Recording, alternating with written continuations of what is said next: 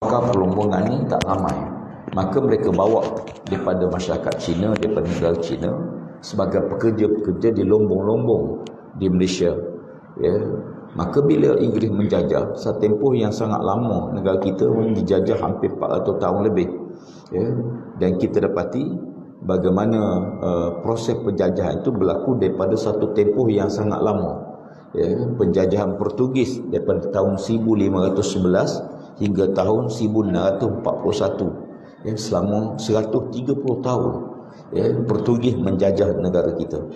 Ya, sebab tu kita tengok beberapa kawasan Melaka, di Perak, ya, di Pangkor tu ada kubu-kubu Portugis masih ada kubu Belanda.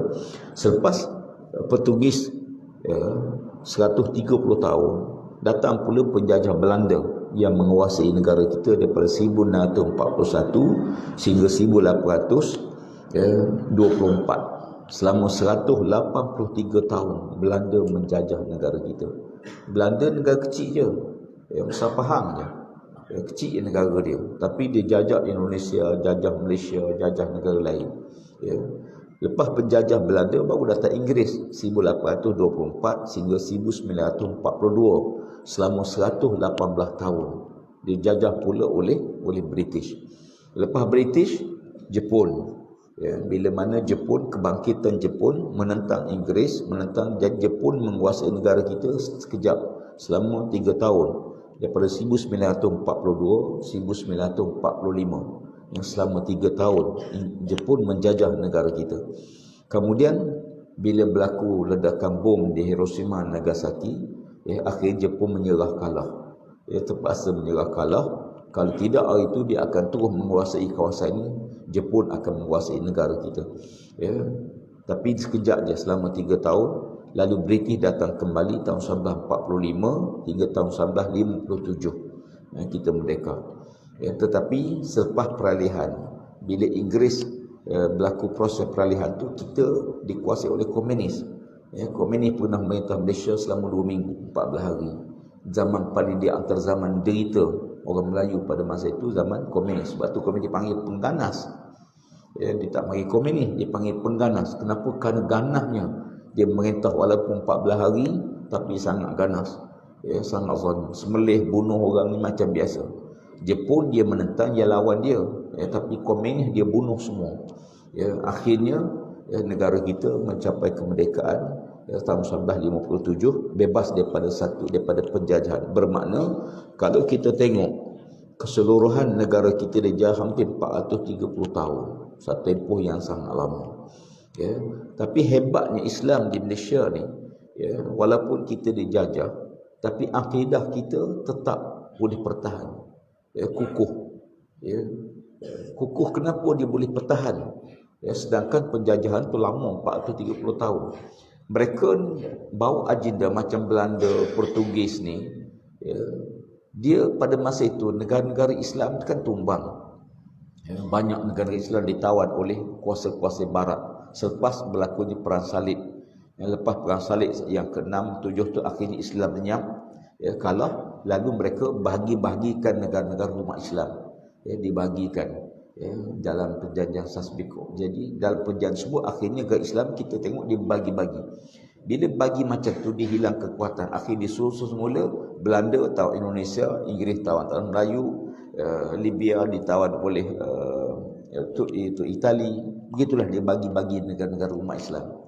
Tetapi yang jelasnya walaupun mereka cuba, sebenarnya misi mereka ialah untuk mengkristiankan negara-negara yang ditawan ni. Ya, tapi alhamdulillah ya, kekal tidak berganjak. Maknanya umat Islam ni kekuatan akidah dia terus dia pertahankan. Ya, punca kekuatan akidah ni ialah pertama bila penjajah mari, yang pertama diubah ialah sistem pendidikan. Ya, diubah sistem pendidikan negara.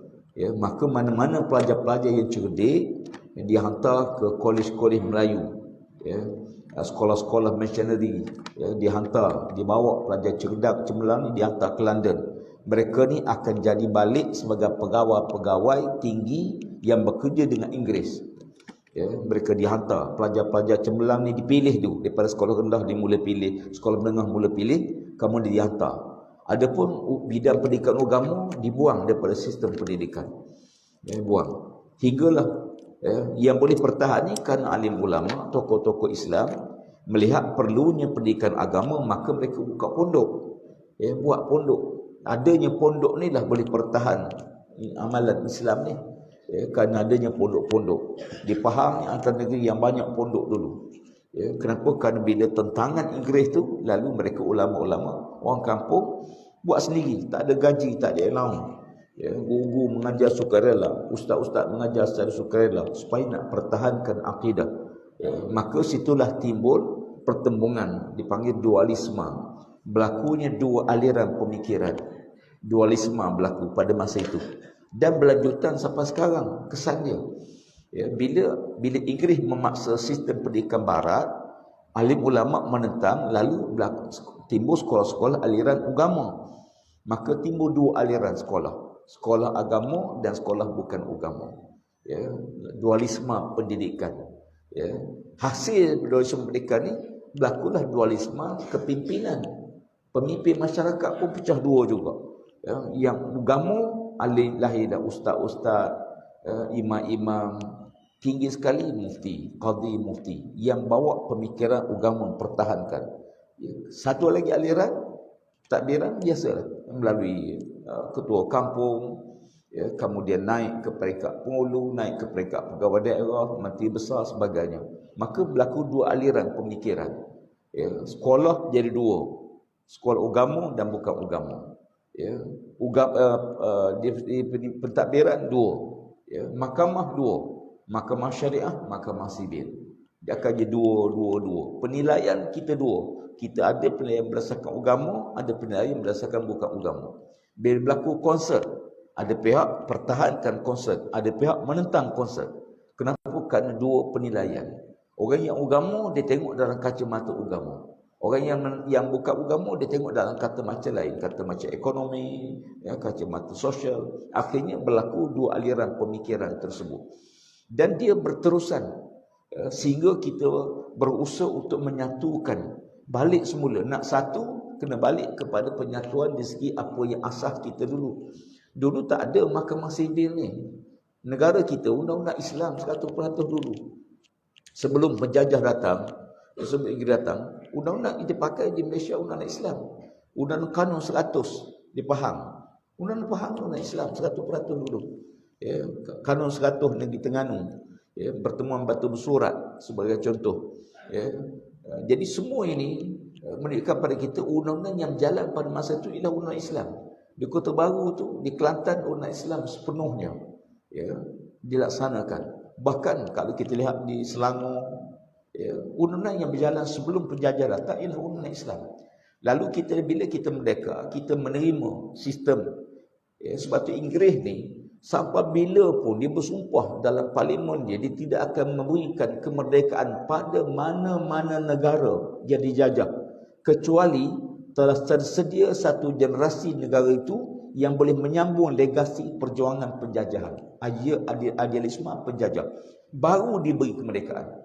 Inggeris tak akan beri kemerdekaan untuk tegak sebagai sebuah negara Islam, tak akan bagi.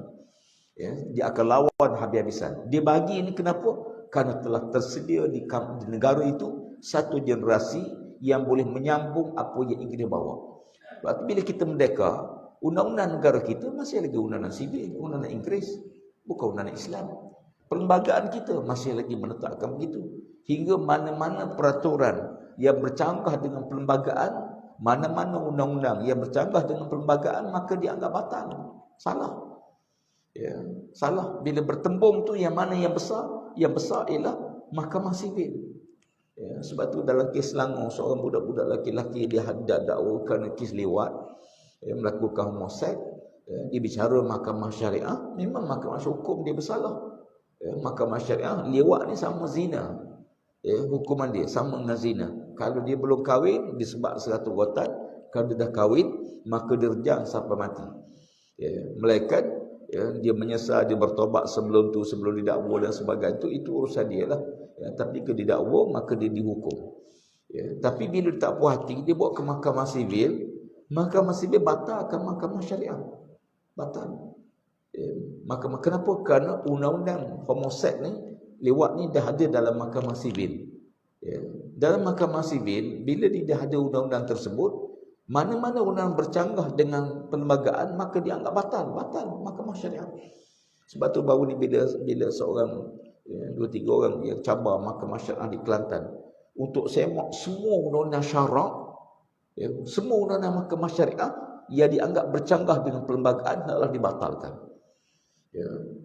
Jadi kalau ini berlaku, struktur asas negara kita akan punah. Mahkamah syariah tak ada kuasa, raja-raja tak ada kuasa. Sebab raja-raja berkuasa dalam bidang agama, yang mempertahankan agama. Jadi kalau dibatal, tak ada apa. Ini nak tengok pertembungan kita. Sebab tu walaupun negara kita dah merdeka 66 tahun, tapi hakikat sebenar pemikiran, sebab tu dipanggil al-ghazwatul fikri, penjajahan pemikiran. Yang payah kita ni bukan menjajah fizikal. Mudah turun Union Jack, naik negara Malaysia, okey, istialah takbir merdeka, istialah merdeka. Tapi maknanya pemikiran penjajahan masih lagi berlaku dalam negara kita sampai sekarang. Kita ambil contoh paling mudah lah. Mana ada orang yang hormat pada penjajah yang jajah negara dia, melainkan orang yang mentaliti dia dikuasai oleh penjajah. Kita ni kalau boleh pegang dengan Mak Saleh, apa rasa orang Melayu? Sengih je pegang dengan Mak Saleh, seronok. Pada penjajah tu, yang ratus tahun, berapa banyak bilion harta negara kita bawa balik negara dia. Ilmu-ilmu, bahan-bahan sejarah bawa balik ke negara dia. Tapi kita rasa bangga. Dengan orang putih kita rasa bangga. Pasal apa? Kerana pemikiran penjajahan. Beza dengan negara merdeka dengan lawan. Macam Belanda, Indonesia, dia lawan habis-habisan. Dia merdeka kerana kemenangan melawan penjajah. Kita bukan lawan, kita lawan, tapi akhirnya kita terpaksa runding. Perundingan lah. Tukar Abdurrahman pergi ke London, bincang, akhir tubuh jawatan kuasa satu badan untuk menetapkan perlembagaan negara. Tak ada wakil Malaysia pun, wakil orang Melayu tak ada dalam perundingan tersebut. Sunjaya Red, mana ada orang Melayu? Tak ada. Padahal nak merdeka negara kita, sepatutnya kita ada hak ke atas negara kita. Kita boleh beri pandangan, tapi dalam jawatan kuasa Suruhanjaya tak ada orang Malaysia. Maknanya kita, negara kita ditentu oleh penjajahan. Sebab tu kita, walaupun kita merdeka, alhamdulillah lah, negara kita merdeka, maknanya kita, kekayaan kita tak lagi bawa ke negara asing. Alhamdulillah. Itu makna merdeka. Tetapi pemikiran penjajahan masih lagi berterusan. Bukan mudah tu sekalian. Saya tengok dalam bidang pendidikan, macam mana mereka cabut nilai ketuhanan dalam sistem pendidikan negara. Bukan kita je lah, mana-mana negara dijajah, dicabut pemikiran ketuhanan. Kita belajar matematik, dah tak ada Tuhan. Belajar fizik, kimia, dah tak ada Tuhan. Kita belajar geografi, mana ada Tuhan dalam geografi? Tak pernah jumpa Allah dalam geografi. Tak ada. Kita dah tak ada Tuhan dalam geografi, dalam fizik, dalam kimia. Semua duk anggap bahawa ini nature, pemikiran manusia. Tak ada Tuhan. Hingga bila kita belajar, dulu dipanggil ilmu alam. Belajar ilmu alam ni kita nampak alam fizikal. Tak ada nilai alam spiritual, tak ada. Nilai ketuhanan tak ada. Sebab tu bila dalam bidang perubatan, kenapa orang ni mati? Lemah jantung. Habis itu. Tak ada kaitan dengan Tuhan. Kecuali, alhamdulillah, adalah doktor-doktor yang ada fikrah Islam, yang ada jiwa Islam, cikgu-cikgu yang ada jiwa Islam. Dia mengajar, dia selitkan nilai ketuhanan dalam ilmu. Tapi itu bukan silibus. Silibus tak ada. Atas inisiatif guru lah. Dia beritahu kita ni buat gini, ada kuasa Allah Ta'ala di sebalik fenomena alam yang berlaku ni. Maknanya dia kaitkan dengan Allah Ta'ala. Dalam bidang matematik seperti itu. Orang Melayu ni dia ada perkataan Esa. Allah Maha Esa. Esa ni tak ada nama, ni bahasa Melayu betul. Bahasa kita. Tidak kata Allah tu satu. Orang Melayu tak kata Allah itu satu. Allah Esa. Kenapa tak guna satu? Padahal satu makna satu. Tidak, dia kata satu dengan Esa lain. Perkataan Esa khas untuk Allah Ta'ala. Orang tak guna Esa kepada kedai, pada restoran. Berapa buah kedai kamu ada? Saya ada esa kedai. Tak ada. Esa ni untuk Allah saja. Ya. Nak tunjuk bahawa perkataan pun tak boleh syirik. Tapi kalau satu boleh jadi syirik. Ya. Syirik macam mana? Dan bilangan. Karena sebelum satu ada kosong. Lepas satu ada 2, 3, 4. Adapun perkataan esa sebelumnya tak ada, selepasnya tak ada. Ya. Dia kalimah yang digunakan untuk Allah. Macam kita kata babi lah. Babi digunakan betul-betul untuk babi. Tapi ada tak babi yang lain? Ada. Babi, contoh babi yang bersemenda berbesan dengan anjing, dengan binatang lain. Anjing bersama dengan kambing. Ya. Sebab tu hukum fiqh, kalau binatang haram, ya, melakukan dapat anak daripada binatang yang halal. Anjing bersemenda dengan kambing, beranak kambing tu tak boleh makan. Ya, tak boleh makan. Pasal apa? Kerana keturunan ni dah ini dari segi bahasa. Adapun Allah, sebab tu kadang-kadang kita nak balik bila jajah negara kita. Orang Islam kita kat Islam hari ni, Islam bukan nak bebaskan negara daripada penjajahan sahaja. Memang kena bebas sebab kita nak harta kita. Tapi yang paling penting, bebaskan jiwa daripada syirik pada Allah. Bebaskan amalan daripada durhaka dan maksiat pada Allah. Itu baru merdeka. Ya. Sebab tu bila kita lihat dalam Islam, dalam Quran Allah sebut, "Faman zuhziha 'anil nar wa udkhilal jannah faqad faz." Orang berjaya sebenar kata Allah ialah orang yang tidak dimasukkan dalam neraka Allah, dan dimasukkan dalam syurga Allah. Faqad faz. Ni sebenar-benar berjaya. Ya, sebab tu kita datang, Islam datang, Nabi datang. Dia kata tawan kota Mekah. Ya. Dipanggil Fathuhu Makkah. Pembukaan kota Mekah. Spanyol. Islam bukan tawan Spanyol, bukan jajah Spanyol. Islam membuka Spanyol. Serah kepada orang Spanyol lah. Mana ada kekayaan Spanyol balik ke Mekah? Balik ke negara Arab? Tak ada. Ya. Negara kita bila Islam datang menguasai alam Melayu, kekayaan alam Melayu mana ada? Tuan-tuan kita tengok di Saudi, ada kerih Melayu bawa balik ke Saudi pun tak ada. Bahkan pemimpin pun Islam tak tukar. Raja Melaka masa tu Parameswara. Parameswara. Bila Islam datang menguasai Melaka, tukar tak raja dia? Tak tukar. Parameswara juga. Cuma dia masuk Islam, Sultan Muzaffar Shah, kekal dia sebagai raja. Sebab tu kata Nabi, orang mulia zaman jahiliah mulia dari Islam. Iza faqahu, bila mana mereka faqih. Bahkan sebab tengok negara tu jadi hebat bila Islam kuasai negara tu. Contoh Spanyol, dulu mana ada apa Spanyol. Bila Islam menguasai Spanyol, membuka kota Spanyol, Spanyol jadi pusat tamadun dunia. Baghdad dulu sebelum Islam teruk. Tapi bila Islam membuka kota Baghdad jadi maju hebat. Sama Melaka. Dulu Melaka negeri. Bila Islam kuasai jadi empire Melaka. Kekayaan balik ke tempat tu. Jadi itulah konsep beza di antara pendekatan Islam. Apakah kita menentang penjajahan? Penjajah yang Islam tentang ni, bila mereka cuba merosakkan akidah, bila mereka cuba mensyirikkan manusia, memurtadkan manusia. Di Malaysia ni perang besar dulu. Natrah seorang je.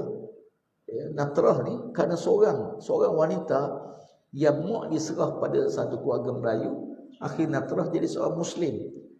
Bila mana Belanda datang, dia tengok ada seorang perempuan Mak Saleh, maka cuba bawa balik, bawa lari ke Singapura. Akhir perang Natrah ni kerana seorang, selamatkan akidah seorang manusia. Hari ni na'udzubillah, dia berjalan secara tidak senyap-senyap. Orang Islam yang pertikaikan Tuhan. Hari ini orang pertikaikan Tuhan, pertikaikan tentang hukum Islam, pertikaikan Al-Quran, bangga, rakam video, tunjuk bahawa dia lawan Islam, lawan Allah, lawan Quran. Nak bangga apa? Sebab manusia akan mati, akan dihisab oleh Allah tak di hari akhirat. Cuma kita lawan kerana kita Islam tak mengizinkan berlakunya kemurkaan, kesyirikan pada Allah. Sebab tu kadang-kadang beza. Islam datang membuka minda. Buka dulu. Soal dia dah masuk Islam atau Islam tu soal nombor 2. Tapi kena buka. Sebab tu Islam lawan perang ni bila ditutup, tak bagi buka. Islam tak untuk buka je. Setelah buka minda, buka pemikiran, buka mata, terpulanglah. Nak Islam atau tak nak Islam? Yang nak Islam, alhamdulillah, dia masuk Islam. Dia kekal. Ke di Cina, kekal Cina. Di India, kekal India. Dia Melayu, kekal Melayu. Dengan masuk Islam, kita tak jadi Arab. Kita tak jadi Cina, tak akan jadi Melayu dengan masuk Islam. Cina tak akan jadi Arab dengan masuk Islam. Kekal bangsa dia, kekal budaya dia. Cuma dia kena ubah yang bercanggah dengan syarak. Yang tak canggah, mak ayah dia tetap di bapa dia, keluarga tak ikut. Islam itu makna buka. Macam minyak wangi. Wangi macam mana pun minyak wangi ni, mahal macam mana pun. Saya pun pergi satu kedai di Mekah. Botol kecil je. Saya kata saya nak try. Dia tak bagi try. Dia tak bagi try. Saya tanya ni berapa harga? 30,000. Kecil je. Tak ada try. Dia kata satu kali try 100 lebih. Calik sikit 100 lebih. Habis macam mana saya nak beli? Buka sikit. Hidu jauh-jauh macam Piramli. Jadi minyak wangi ni ada 100 jenis, 100 beza warna. Tapi kalau tak dibuka tudung dia, mana kita tahu wangi dia? Buku, jangan tengok pada kulit. Kadang-kadang kulit ni tak ada apa, tengok kandungan dia. Sebab tu Islam datang buka, dengar, fikir, terpulang. Jangan tutup. Jangan tak bagi kuliah. Kerana bila tak bagi kuliah, bermakna ilmu Islam tu tak terbuka. Jangan tak bagi tazkirah. Sebab tu kadang-kadang bila timbul isu 3R, tak boleh bercakap isu agama, bangsa, raja. Siapa yang ajar ni? Kita orang Melayu takkan tak boleh cakap agama kita. Kalau Islam tak boleh bercakap agama Islam, siapa nak bercakap agama Islam? Jadi kena clear. Yang tak boleh tu bahagian mana? Apa yang tak boleh, apa yang boleh. Takkan cakap raja tak boleh. Raja bukan Tuhan. Jangan takdiskan raja-raja macam Tuhan. Syirik. Tak boleh. Raja manusia. Dia pemimpin. Dihormati kerana dia pemimpin. Dihormati, ditaati kerana dia pemimpin. Tapi ketaatan pada pemimpin, ketaatan bersyarat. Bukan ketaatan mutlak. Walaupun dia raja sekalipun, tak boleh taat secara mutlak. Taat mutlak ni Allah dan Rasul saja. Sebab tu Allah tak sebut wa ati'ullah wa ati'ur rasul wa ulil amri minkum. Ati'ullah. Lepas tu ada wa ati'ur rasul. Lepas tu ada tak wa? Tak ada.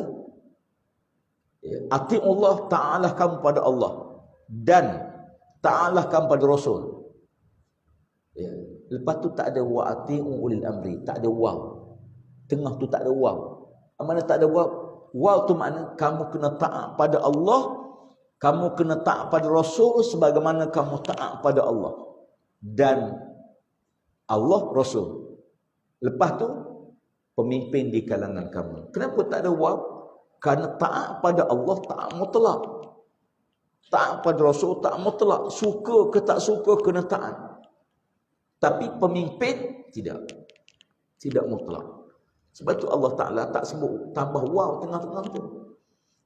Tak ada wa ulil amri. Ati'ullah wa ati'ur rasul wa ulil amri minkum. Wa ulil amri minkum. Dan oleh kerana itu wa ulil amri ni ada syarat. Nak apa syarat dia? Kata Nabi SAW, as-sam'u wa ta'atu haqqan al-mar'i fima ahabba'u ma lam yu'ma bi. Selagi mana tidak diarah kepada benda maksiat. Wa iza umira bi maksiatin fala sami'a alaihi wala ta'ata. Bila diarah pada benda maksiat, jangan dengar, jangan taat. Sama juga kalau kita boleh bercakap isu bangsa kita. Jadi agama kena bercakap, kena sebar, kena beritahu. Memang itulah Allah tu, fazakir innama anta muzakir. Bagilah tazkirah, bagilah peringatan. Memang sifat Islam gitu. Kalau tak boleh bercakap Islam, cakap ekonomi, hidup dunia aja, tak hidup akhirat. Tak. Yang dimaksudkan ialah benda-benda yang boleh menimbulkan konflik, benda-benda yang boleh menimbulkan pertembungan, mengganggu gugat keamanan. Semua orang setuju. Tapi kena clear. Jangan bukan saja semua, tak boleh. Ya. Ada benda yang kita diminta bercakap, wajib bercakap pun. Jadi oleh kerana itu dalam konteks ini balik pada asal kita ialah bila negara kita merdeka 66 tahun, perjuangan tu tak habis. Iaitu perjuangan untuk mengisi setelah kita merdeka. Balik semula dengan nilai-nilai Islam.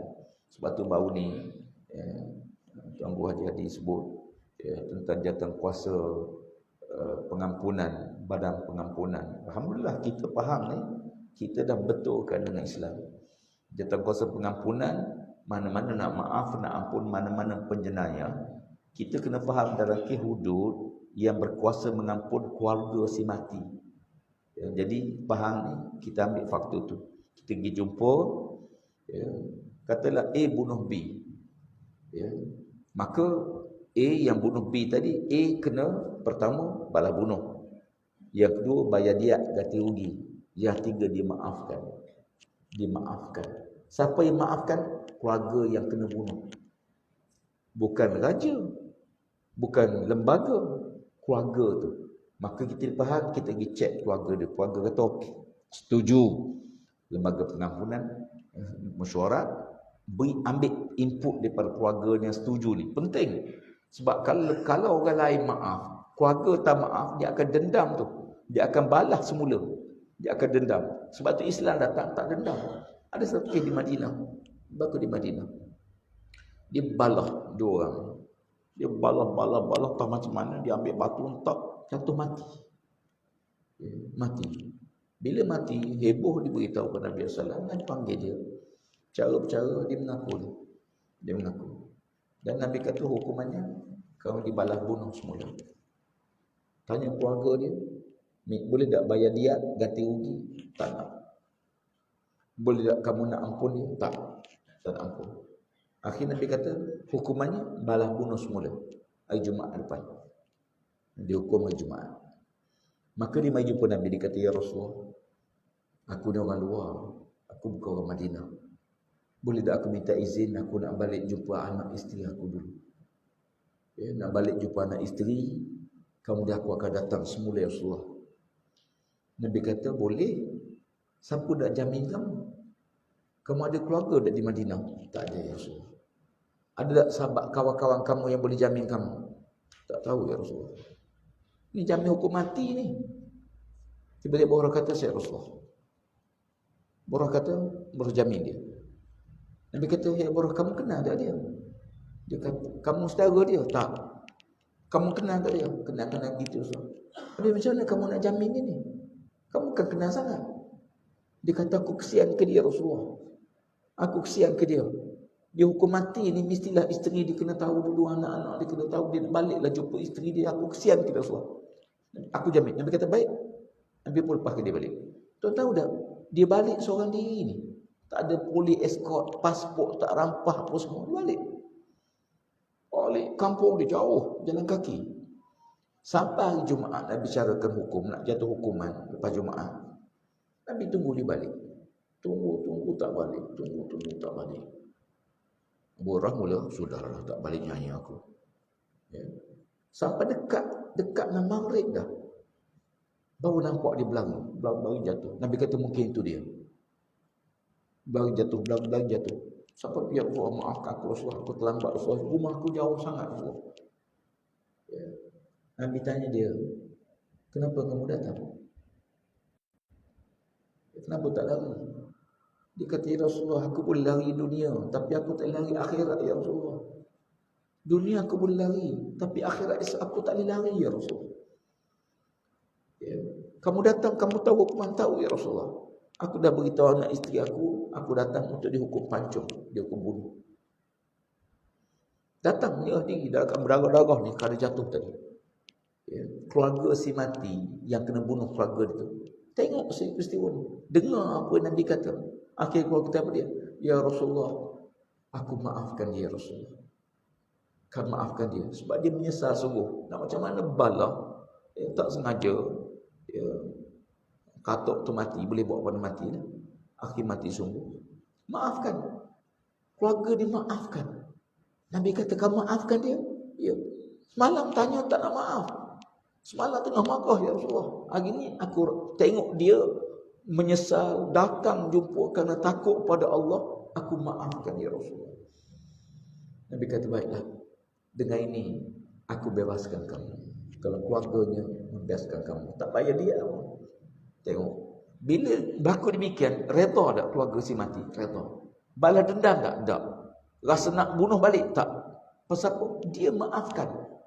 Tapi kalau orang lain maaf, keluarga tak maaf, dendam tu masih ada, laknat tu masih ada. Mungkin setiap waktu semayang doa celaka dia marah. Pasal apa dibebaskan? Pasal apa dibebaskan? Ya. Sebab tu kadang-kadang ya, kita sebagai hamba Allah, kita tahu hidup kita tak panjang atas dunia, tidak lama, tapi yang penting apa yang kita isi. Mudah-mudahan Allah Ta'ala jadikan kita terus istiqamah dengan akidah Islam, mati dalam iman. Allahumma khtimna bihusnil khatimah. Doa, ya Allah matikanlah kami dalam keadaan yang baik. Doa pada Allah, minta mati dalam keadaan yang baik. Ya Allah matikan aku tengah sujud semayang. Ya Allah matikan aku dalam setengah ibadah padamu.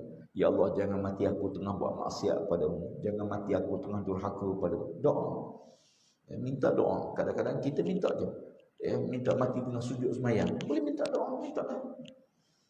Mana tahu, kita tahu ajal kita di mana. Mati tengah mentaati perintah Allah. Jangan mati tengah duduk baris beli nombor ekor. Jangan mati tengah duduk minum air ketum, mati. Riuh cerita, pasal apa mati? Tengah minum. Minum juga pakcik tu, air ketum. Jangan mati tengah buat maksiat, mati tengah tak semayang. Doa supaya mati. Kalau boleh kita nak mati mana? Mati Mekah, mati Madinah. Madinah ni kenapa? Orang semayang ramai, ribu-ribu, puluh-puluh ribu semayang jenazah kita. Kemudian jenazah tu dikemudikan di Baqi' pula. Baqi' ni sepanjang masa orang berziarah, sepanjang masa orang doa. Si mati ni tuan-tuan, bila orang mari ziarah kubur, bila orang mari ziarah kubur si mati ni, semua kubur tu gembira, seronok sangat. Pasal apa? Si mati, orang mari ziarah ni akan doa, Allah ampun dosa dia. Allah, kita di kubur kan kita doa supaya Allah ampun dosa ahli kubur. Walaupun kita mari untuk mak kita, ayah kita, tapi doa kita untuk semua orang. Wallahu a'lam. Semoga Allah Ta'ala merahmati kita insya-Allah dan kita sebagian antara orang yang bersama-sama di sini sami'ul qaul wa yattabi'una ahsanah. Mereka yang dengar kalimah-kalimah yang baik, maka diikuti kalimah tersebut. Wallahu a'lam. Dan yang mengucapkan semula aqul qouli hadza astaghfirullahalazim wa lakum. Wassalamualaikum warahmatullahi wabarakatuh. A'udzubillahi minasyaitonir rajim. Bismillahirrahmanirrahim. Allahumma 'allimna ma jahilna wa zakkina ma nasina. Rabbana taqabbal minna bil haqq wa anta khairul fatihin. Wa sallallahu ala sayyidina Muhammad wa ala alihi wa sahbihi ajma'in. Walhamdulillahi rabbil alamin.